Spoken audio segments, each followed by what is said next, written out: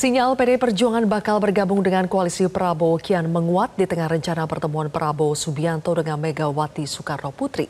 Bahkan nama-nama kader PDI Perjuangan digadang-gadang menjadi Menteri Kabinet Prabowo Gibran. Lalu apa sebenarnya sikap PDI Perjuangan, ikut koalisi atau jadi oposisi? Kami akan membahasnya bersama dengan juru bicara PDI Perjuangan Aryo Seno Bagaskoro yang akan bergabung. Kemudian sudah bergabung politikus Partai Golkar Nurdin Halid serta Direktur Eksekutif Parameter Politik Indonesia Adi Praitno. Selamat malam Bang Nurdin, Mas Adi. Selamat malam, Assalamualaikum. Waalaikumsalam. Sambil kita menunggu ya kehadiran dari Mas Seno dari PDI Perjuangan, Bang Nurdin, ke Anda dulu ini. Dengan menguatnya isu pertemuan Prabowo dengan Megawati Soekarno Putri, sebetulnya koalisi Indonesia Maju selain Gerindra ya, apakah mendukung penuh terjadinya pertemuan ini? Partai Golkar sebagai salah satu partai yang tergabung di dalam KIM itu sangat-sangat memberikan apresiasi yang tinggi kepada Pak Prabowo ya, karena itu pertanda bahwa beliau seorang pemimpin yang mengedepankan kebersamaan, mengedepankan kerjasama untuk menciptakan kegotong royong dalam membangun bangsa yang sangat besar ini. Yang menurut saya itu adalah implementasi daripada demokrasi Pancasila, bukan demokrasi liberal. Demokrasi Pancasila adalah musyawarah mufakat. Nah, oleh karena itu maka apa yang dilakukan Pak Prabowo, Partai Golkar yang memang ideologinya adalah Pancasila, itu sangat memberi apresiasi dukungan yang sangat maksimal. Dan Partai Golkar maupun anggota KIM lainnya tidak merasa terganggu apabila PDIP bergabung di dalam pemerintahan Pak Prabowo. Bang Nurdin bisa yakin sekali bahwa koalisi Indonesia Maju yang terdiri dari banyak partai itu yakin dan bersikap terbuka sekali untuk menerima PDI Perjuangan. Dari mana muncul keyakinan itu, Bang Nurdin? Negara ini kan kita kan demokrasi kita kan demokrasi Pancasila. Negara kita kan negara gotong royong. Gotong royong itu mengedepankan kebersamaan, kerjasama. Nah, oleh karena itu, kekeluargaan itu prinsip daripada bernegara kita sesuai dengan nilai-nilai kebangsaan dan nilai-nilai Pancasila. Apabila semua ini tertanam dalam hidup dan kehidupan masyarakat Indonesia, usaha para elit, para pemimpin, maka tertanamlah nilai-nilai kebangsaan, tertanam nilai Pancasila itu, maka kebersamaan itu diutamakan, kerjasama itu diutamakan, maka dan kita khusus kita tidak mengenal namanya oposisi. Dan kadang-kadang pengamat itu salah persepsi itu. Di mana kalau tidak ada oposisi, kalau tidak ada check and balances. Pahami tugas fungsi daripada DPR, legislasi, pengawasan, budgeting. Dengan 3 fungsi utama daripada anggota legislatif itu adalah akan memberikan check balances terhadap pemerintahan. Jadi tidak berarti bahwa tidak ada oposisi, apalagi khusus kita tidak mengenal namanya oposisi. Itu yang ada adalah ada partai yang tidak masuk dalam pemerintahan. Tapi kemudian dalam pemerintahan tidak berarti bahwa mereka tidak melakukan check balances. Banyak fakta-fakta. Yang terakhir kita lihat adanya pansus misalnya tentang haji. Nah itu kan berarti koalisi Indonesia Maju yang bergabung dalam pemerintahan Pak Jokowi ingin melihat bahwa pelaksanaan haji itu harus, ini contoh saja, harus lebih baik dari sekarang. Sepanjang pemerintah itu berjalan pro rakyat, berjalan sesuai dengan konsepsi membangun bangsa ini, maka pasti kita akan mendukung. Tapi apabila pemerintahan itu tidak sesuai dengan pro rakyat, kemudian kebijakannya adalah tidak untuk membangun bangsa yang lebih baik dari sekarang, pasti kita melakukan kritikan yang konstruktif, bukan kritikan destruktif. Ya, sebelum kita bahas soal implikasi ya, jika memang betul semua partai ini bergabung bekerja sama di pemerintahan Prabowo Gibran.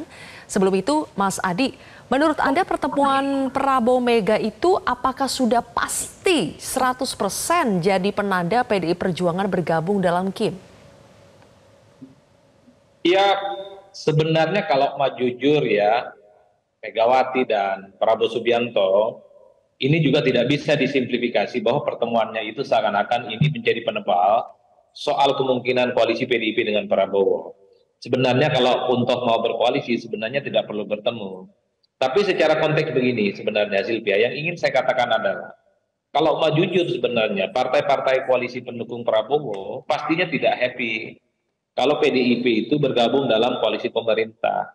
Karena apapun PDIP itu merupakan partai politik yang punya jagoan yang sepanjang Pilpres 2024 yang lalu menganggap pemilu itu dilakukan dengan cara-cara yang tidak elegan, tidak benar, dan melanggar etika. Itu yang pertama. Yang kedua, secara alamiah memang pastinya partai pendukung Prabowo Subianto ini tidak happy kalau partai yang kalah itu bergabung dengan koalisi pemerintah. Karena secara keistimewaan politik, partai-partai pengusung pemenang Pilpres ini tentu akan berbagi kemewahan itu dengan calon yang lain ataupun berbagi dengan partai yang lain. Ini yang saya kira sebenarnya kalau mau jujur, dengan menambah partai politik yang kalah seperti PDIP bergabung dengan Prabowo Subianto, ini tentu akan membuat koalisi semakin penuh sesak yang saya kira persoalan sharing power dan distribusi kekuasaannya itu juga akan membuat kepentingan-kepentingan partai politik yang sejak lama mendukung Prabowo itu ya harus berbagi. Jadi kalau mau jujur sebenarnya, kalaupun toh PDIP ingin menjadi bagian dari koalisi pemerintah, pastinya partai-partai koalisinya itu tidak happy. Tapi secara prinsip sebenarnya dari kepentingan PDIP dan Gerindra, kalau mau jujur, kenapa ini perlu dilakukan komunikasi? Mungkin saya sementara gambaran saya itu, tetapi Baik, sepertinya ada suara yang baru bergabung, Mas Eno mungkin ya, tapi kita jeda sejenak, pemirsa, kami akan kembali sesaat lagi. Kembali lagi di Prime Time News, Mas Aryo Seno sudah bergabungkah? Baik. sudah bergabung Mbak Sylvia. Mas Eno, tinggal 12 hari lagi nih ya, jelang pelantikan Pak Prabowo, berarti dalam beberapa hari ke depan, sudah pastikah kita bisa melihat pertemuan Pak Prabowo dengan Bu Mega? Ya, cuaca politiknya kan mengatakan, forecastnya dalam mengatakan akan terjadi pertemuan itu. Ibaratnya cuaca politik, perkiraan cuaca mengatakan bahwa akan hujan, ya kemungkinan besar akan hujan. Sama dengan saat ini, kondisi kebatinan, suasana politik, dan persoalan kesatuan suara dari kader-kader PDI Perjuangan ini mengatakan bahwa ya kita satu suara, pertemuan ini pertemuan yang baik, pertemuan yang tidak semata-mata adalah pertemuan politik pragmatis, bukan pertemuan politik transaksional, tapi pertemuan yang baik bagi bangsa dan negara. Jadi dari kubu kami maupun kubu Pak Prabowo sejauh ini menyambut baik. Bahkan persiapan-persiapan juga terus dilakukan terkait dengan tempat pertemuan, terkait dengan makanan yang akan disajikan, terkait dengan bagaimana seluruh kenyamanan dipastikan akan baik, itu terus dilakukan persiapan. Hanya persoalannya kan menentukan momentum atau timing yang tepat. Ini kedua tokoh ini punya intuisi politik yang terbaik. Kapan pertemuan ini akan terjadi di waktu yang tepat. Karena apapun sekarang kita hanya bicara menunggu waktu itu. Karena semuanya sudah oke, sudah beres. Dan kapanpun itu saya rasa bisa kapan saja. Bisa besok lusa. Bisa H-1 pelantikan Pak Prabowo, bisa H-2 pelantikan Pak Prabowo. Saya rasa kalau bicara timing politik yang tepat, ini hanya persoalan menunggu momentum. Itu Mbak Sylvia. Oke, Mas Eno, kami masih ingat sekali ya bagaimana di Rakernas PDI Perjuangan ada satu pernyataan yang sangat menarik dari Bu Mega soal rencana, soal isu apakah sebetulnya PDI Perjuangan itu akan bergabung di pemerintahan Prabowo atau tidak. Coba kita simak lagi pernyataan Bu Mega berikut ini. Kan juga kan sikap politik partai berada di dalam atau di luar pemerintahan gitu kan. Lah iya, lo enak aja. Kalau menit ini saya ngomong, hihi, kan harus dihitung secara politik, no? Enak aja. Aku sambil sarapan gitu kan, aku bilang, enak aja, ya dong. Gua mainin dulu dong.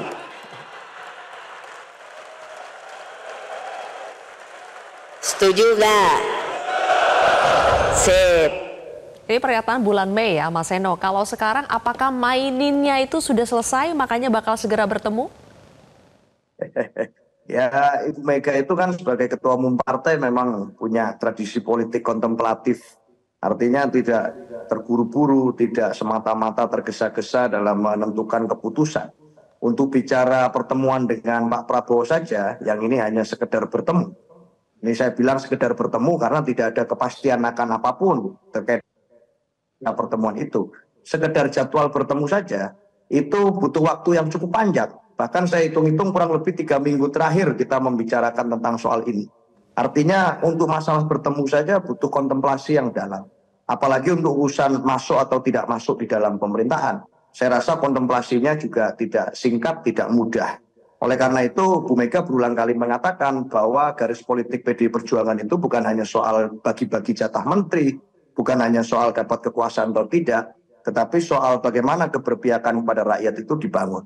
Nah dalam konteks itu kita punya portofolio politik yang cukup lengkap, baik memperjuangkan pemerintahan, berada di dalam pemerintahan, di luar pemerintahan, bahkan melawan pemerintahan Orde Baru, itu pernah kita alami sebagai satu partai yang punya kekuatan kolektif.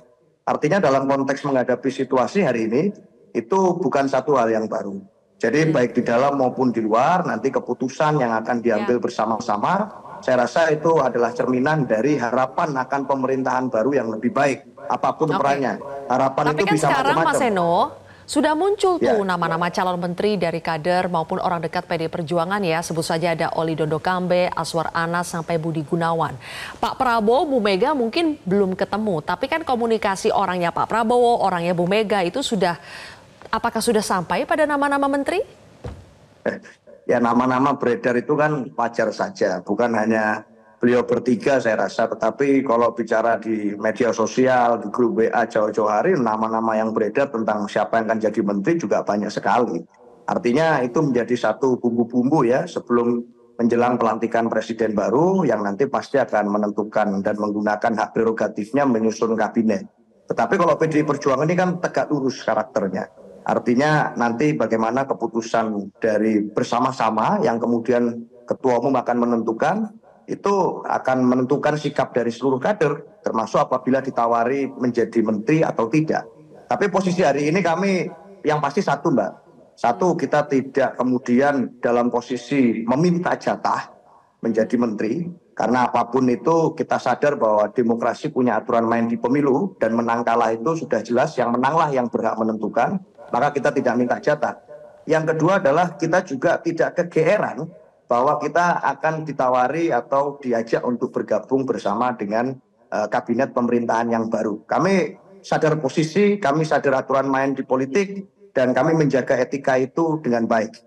Malah sebenarnya pertemuan ini menjadi harapan bahwa pemerintahan baru besok menjadi pemerintahan yang anti nepotisme, pemerintahan yang menegakkan kehormatan terhadap demokrasi, yang selama ini setahun terakhir menjadi titik kritik dari banyak kelompok civil society. Jadi dalam konteks itu kami tidak dalam posisi kegeeran menunggu ditawari. Itu dulu.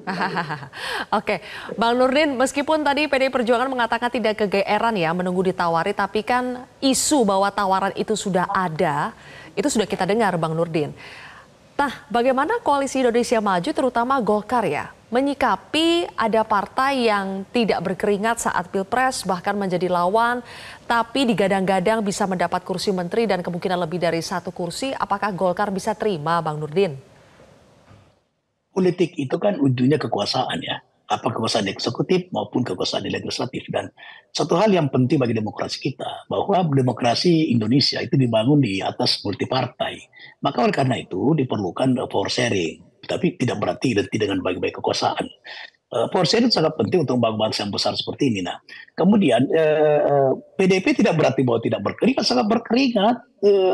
Bagian daripada keringatnya itu adalah ikut dalam Pilpres sekalipun kalah, tapi itu bagian daripada untuk membangun bangsa. Dan saya yakin bahwa PDIP juga mendukung Pak Ganjar, tentu ada idealisme, ada program untuk Indonesia lebih baik gitu. Nah, program itu kan bisa dijalankan, bisa dimasukkan sebagai sebuah ide pembangunan kepada Pak Prabowo. Sehingga dengan demikian tidak bisa kita mengatakan bahwa PDIP tidak berkeringat. Tidak berkeringat untuk menangkap Prabowo, iya. Tapi membangun bangsa ini kita tidak identikan dengan personal.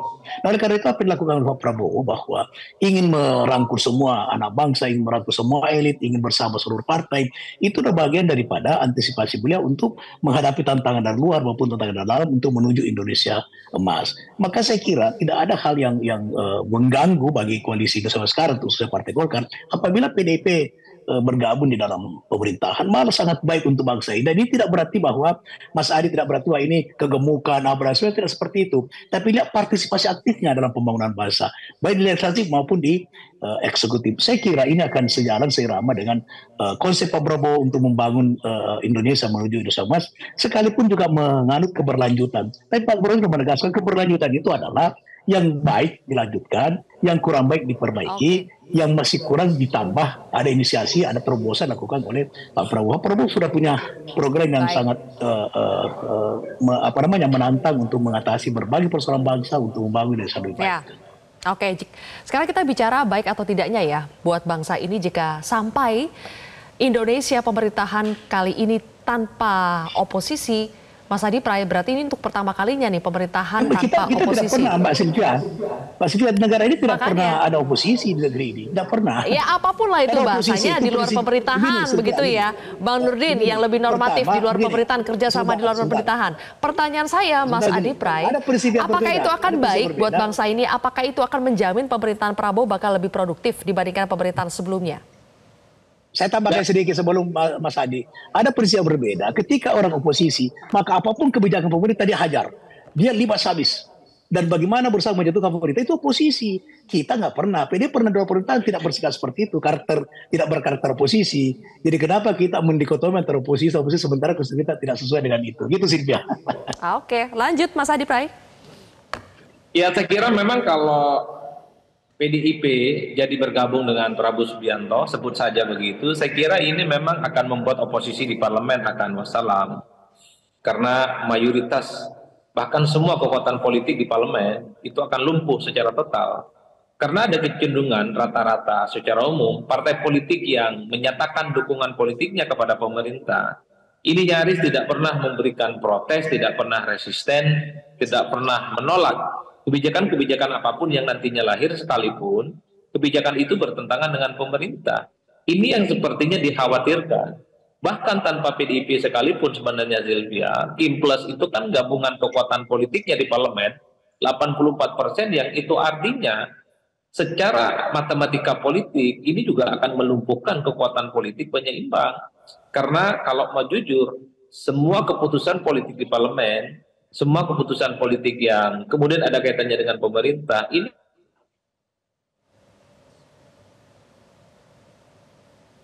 tentang kekuatan politik. Saya kira memang siapa yang kuat di parlemen, maka dia yang kemudian akan memenangkan pertarungan secara politik. Oleh karena itu ini tentu tidak baik untuk bangsa dan negara. Karena apapun fungsi anggota dewan itu secara kelembagaan, dia adalah check and balances. Jadi anggota dewan itu adalah penyambung lidah rakyat. Kalau pada akhirnya partainya berkoalisi dengan pemerintah, maka jangan pernah berharap dewan yang melekat pada dirinya sebagai penyimbang itu akan menyampaikan aspirasi-aspirasi kepada rakyat. Kita sudah pernah mengalami begitu banyak undang-undang yang diprotes tapi disahkan. Revisi undang-undang KPK, undang-undang Cipta Kerja, bahkan yang terbaru kemarin itu adalah soal revisi undang-undang Pilkada. Semuanya diprotes, tapi tak ada yang menyampaikan protes itu kepada pemerintah dan tidak juga didengar oleh anggota dewan. Ini tidak baik untuk bangsa dan negara. Dari segi kubu pemerintah, ini tidak baik karena tidak ada kontrol. Karena saya kira kekuasaan politik tanpa kontrol ini cenderung akan melenceng. Kekuasaan politik tanpa kontrol, dia cenderung abuse of power. Kan ini yang sepertinya, saya selalu mengatakan, haram sebenarnya bagi partai pemenang itu mengajak partai-partai yang kalah pilpres menjadi bagian dalam koalisi pemerintah. Ini juga akan memberikan dampak signifikan bahwa pemilu itu ada gunanya. Pemilu itu kan soal kalah dan menang. Yang menang itu berkuasa, yang kalah di luar. Tidak menjadi bagian dari pemerintah. Kalau semuanya dirangkul, yang kalah juga menjadi bagian dari pemerintah, jadi menteri, ya lalu apa gunanya ada pemilu? Ya, besok-besok tiadakan saja pemilu, gantian aja jadi presiden tiap 5 tahun sekali. Beres kan urusan atas nama gotong royong dan rekonsiliasi nasional. Oke, baik. Oke, sayang sekali harus beres juga dialog kita pada kesempatan ini. Mudah-mudahan bisa lanjut lagi di kesempatan mendatang. Terima kasih Mas Aryo Seno, kemudian juga Bang Nurdin dan Mas Adi Pray sudah bergabung bersama kami di Prime Time News hari ini. Jelajahi cara baru mendapatkan informasi. Download Metro TV Extend sekarang.